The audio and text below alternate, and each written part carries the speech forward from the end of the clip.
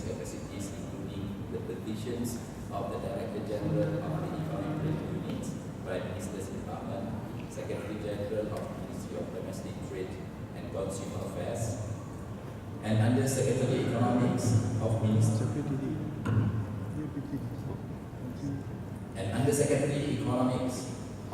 of Finance, as well as Head of Secretariat of National Economic Council, Action Councils during the financial crisis in 1997-98, when Malaysia implemented the capital control policy.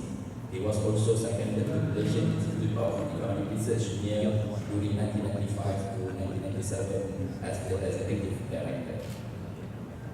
Tan Sri Dr. Sulaiman is trained widely in economics. He did his undergraduate degree at the University of Malaysia in 1971, Master of Science from University of London 1997, and PhD at Syracuse University of New York 1986. He had also attended the courses of World Currency Reform at Harvard University, USA in 1999. Tan Sri Dr. Sulaiman was conferred honorary doctorates in economics management by National University of Malaysia or University Kebangsaan Malaysia at its 41st convocation ceremony on 20th October 2012. Tan Sri has been awarded several decorations including Parlimen, Seri Mahkota, Seri Setia Ahmad Shah Faham, Darjah Bakti Sarawak, dan Seri Mahkota Jawa. Tan Sri Dr. Sulaiman is married to Puan Sri Dr. Laili binti Abdul Aziz, a medical doctor, and then have 4 children. Thank you very much. Terima kasih diucapkan kepada Dr. Taman. Bagi meneruskan sesi pada pagi ini, dengan segala hormatnya majlis menjemput yang berbahagia Tan Sri Dr. Sulaiman Mahbob untuk menyampaikan ucaptama beliau. Dengan segala hormatnya dipersilakan.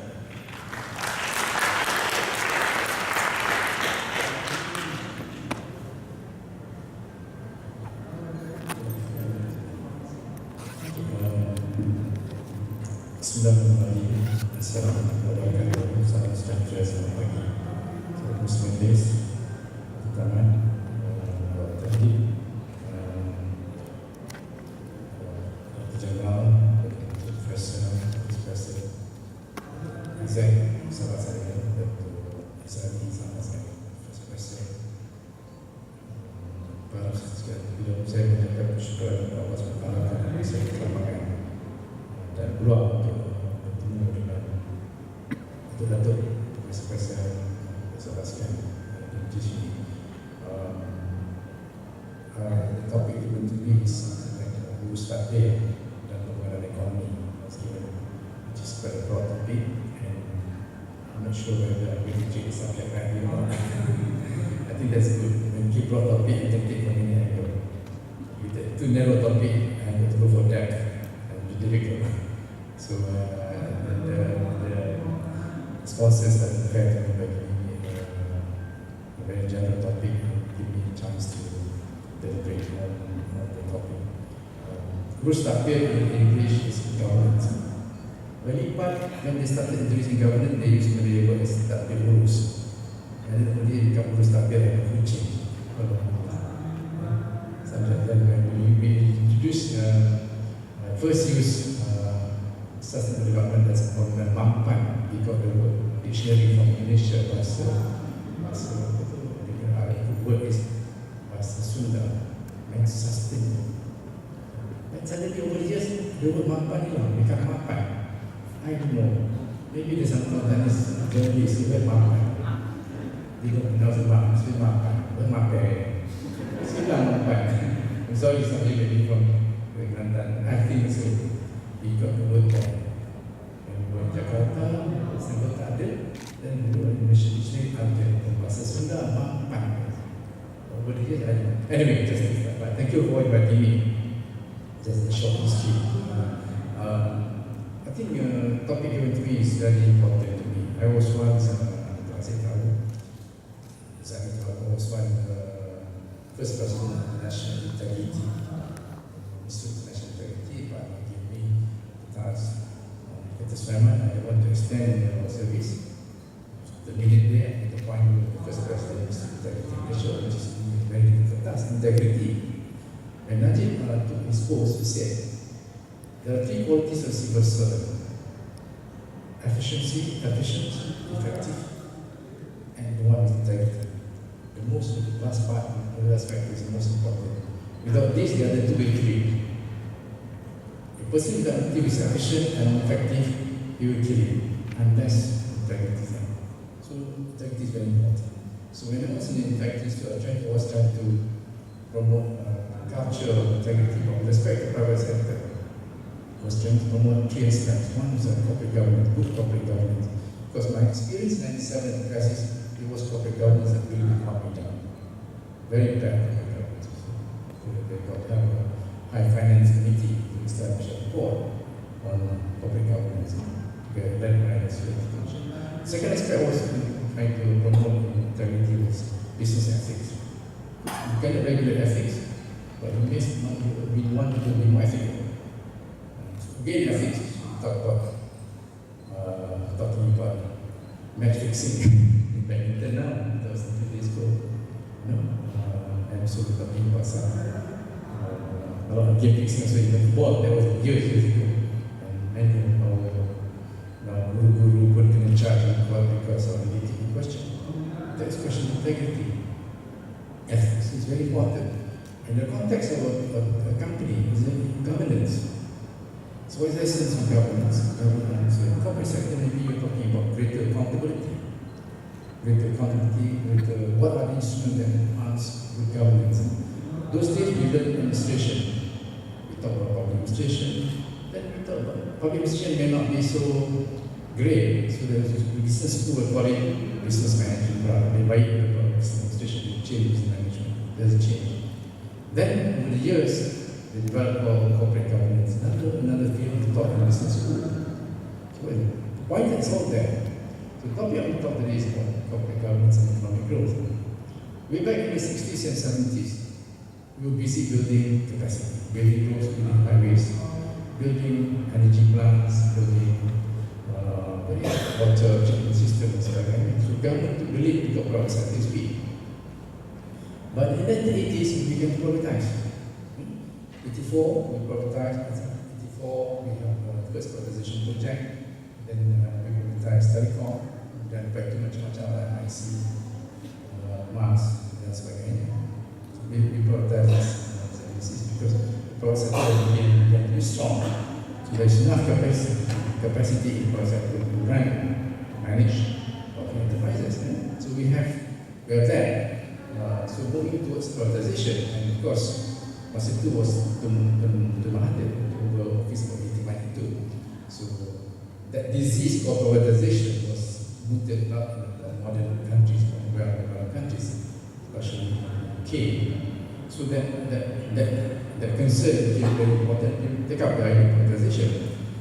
So Margaret Thatcher was one of the leading proponents of Britain to undertake privatization because the public enterprises were getting weaker and weaker. Remember those days, social economy, social economy. So a lot of owned by state, nationalized. A lot of nationalization is important, but they cannot manage well. Then the union was very strong, so the companies were not doing well, others were not doing well. So there was a need to privatize. So that culture became adopted in Malaysia, and Dr. Mahathir became very private sector to do it. So we have project like Plus,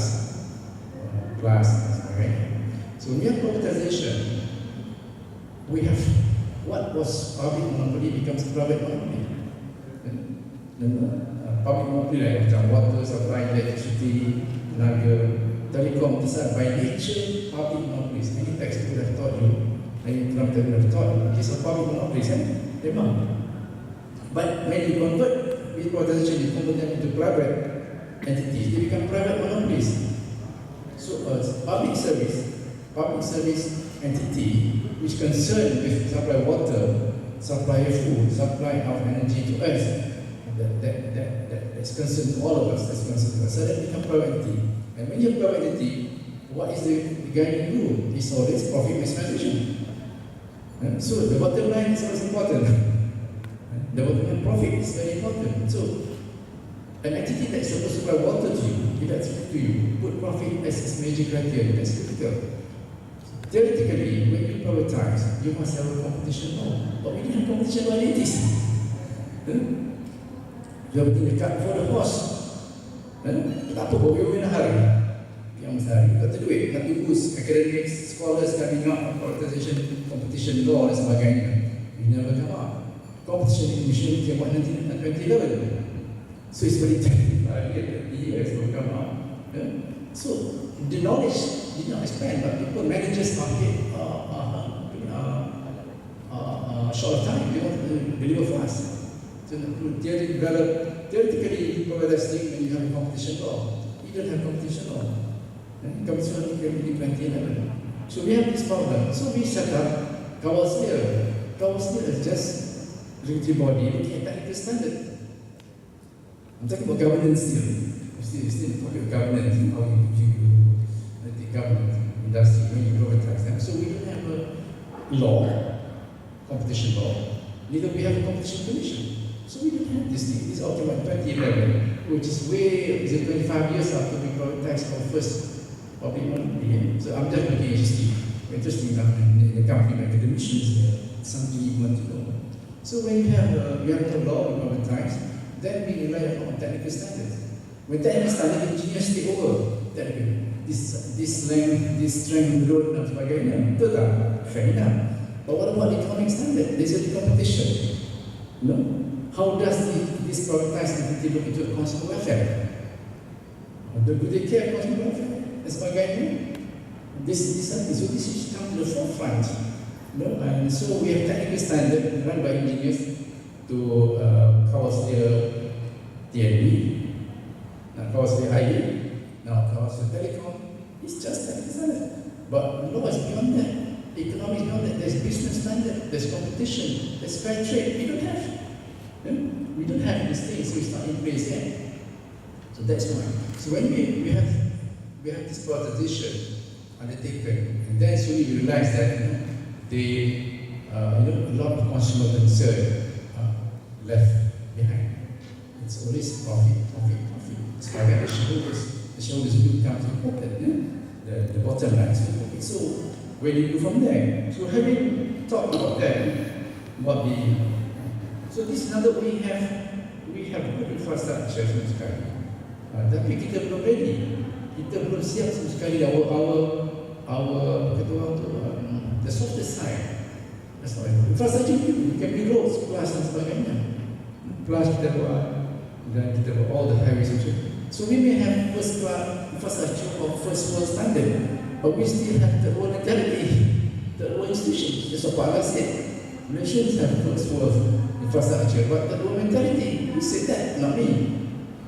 I'm just putting in. So we are not ready, which means the institutions are not ready. The law is not ready, the institutions are not ready. That affected the way you see things. The way we see things, I'll come back to that, but it's very important. So another we have not prepared ourselves, but our leaders were in a hurry. Nothing was in a hurry, so these things will be done. So when we talk about this privatization, so who addresses this? Your consumers. You are consumers. You and I are consumers. We address that concern, and nobody looked into this concern. And the concern is basically regulatory economics. Moving forward, our governance is based on strong regulatory economics, but we don't have. None of the universities have got regulatory economics as a subject. Be they UPM, UKM, you name it. Tak ada satu universiti yang ada regulatory economics. It's the past 30 years. But this is something very important. Regulatory economics is competition with law and economics. Economics must know law. Lawyers must know economics. Because there's some right centers who's not there. Jadi tak ada satu. Mungkin hari sekarang ada universiti lain yang center regulatory economics. But as a course about regulatory economics, I think even UK we have two universities that one was in Manchester, the other one is in South London, and the course of economics. Lepas tu dia pun tak follow through. So this is a quite important thing for us to know in terms of governance. That we are all not too ready, and as you know, competition law was established in 2011, implemented in 2011. There is a commission was set up. And if you are not sure, just the original idea of competition law policy was voted by MIER in the 1990s, in a big seminar on competition. But we want to push forward. We had to over MIER as ED in 1995. Tried to push forward, but the government people, especially from ED, was not too much supporting of it because the private sector was very strong. They said that they're not ready for competition. As most private sector people, when they want something, they want open competition. Right? Having got, they want monopoly. Closed market, have got now, and all this, don't share with others. So this is quite important, and we regulators must be at arm's length there, must know that. But these are the things. So domestic trade, although I was a case there, was equivalent to the Ministry of Commerce dealing with domestic commerce, but very powerful. In the US, if you negotiate with US negotiators in Geneva, he agreed with you, but he said, subject to Ministry of Commerce. You are just external affairs. Internal is Ministry of Commerce. Very powerful. But here we domestic trade delegated to a local ministry. Commerce is very strong.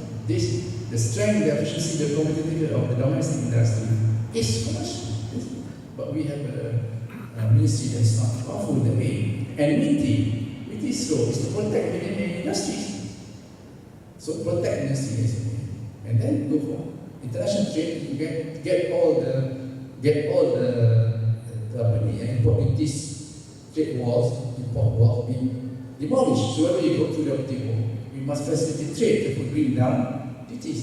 But it doesn't keep protect. So one arm protect this, one arm liberalize trade. But you see, they're supposed to promote trade efficiency on this market. So a lot of things got to be done. And it's part of the bigger governance, the government. That's what I know. So I was a chief negotiator services in 1987 to 1995, 94. I was the Treaty of Maastricht in Geneva. We agreed with the US trade. Having agreed with him, he said, subject to US Ministry of Commerce, Secretary of Commerce, it's very powerful. It's domestic. That's fine. I think it is that. So these are things that's we put in place.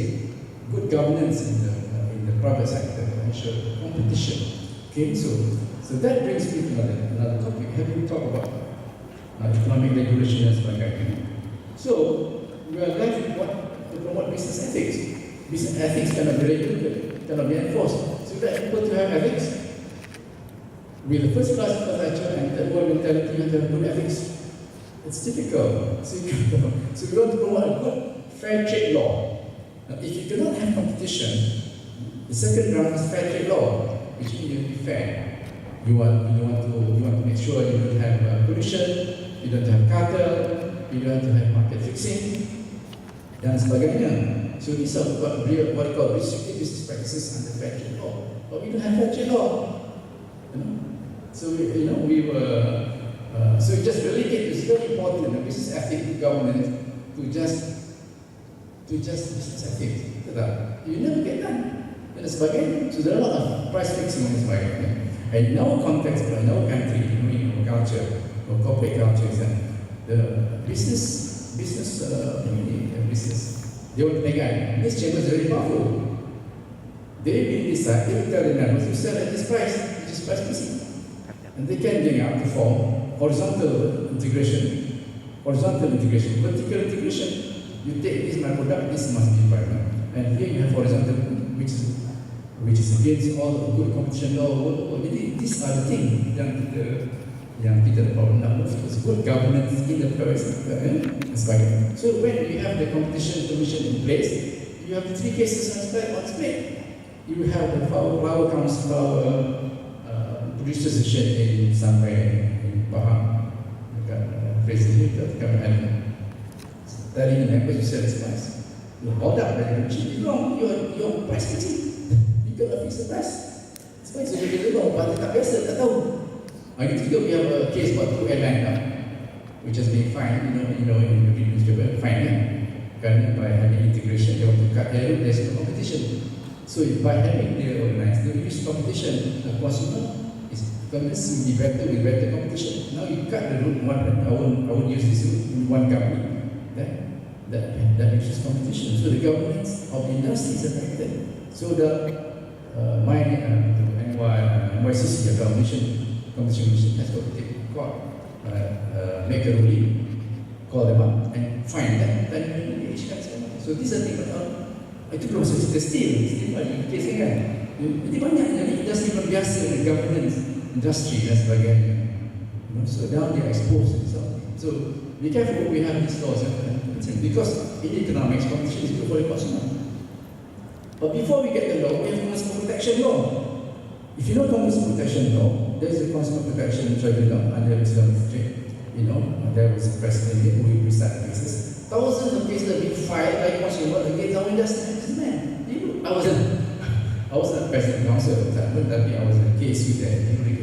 Thousands of cases per year. Masa 1, 2, 3, 4. Thousands, 3 or 4 cases of consumers finding fault with kita punya industries macam-macam. So got to be educated and dispensed with through arbitration, through mediation dan sebagainya. So this governing of industry, government. So we have consumer claims tribunal, we have sampai consumer court dan sebagainya. Macam-macam case of unfair trade. So consumers suffer. We have consumer protection law, tapi tak boleh buat. Is that government dan sebagainya? That's government. So in as much want to go to a modern country, modernization of a country, not just talk about fiscal stability, but institutions modern, including government of the industry. So kita tak ada. Jadi kita Britain has Office of Fair Trading. Kita tak ada Office of Fair Trade. Of course now we have competition. But looking at competition, but fair trade macam mana? Cartel pollution macam-macam. You have you may get a contract to one person. He get to go to the supplier again.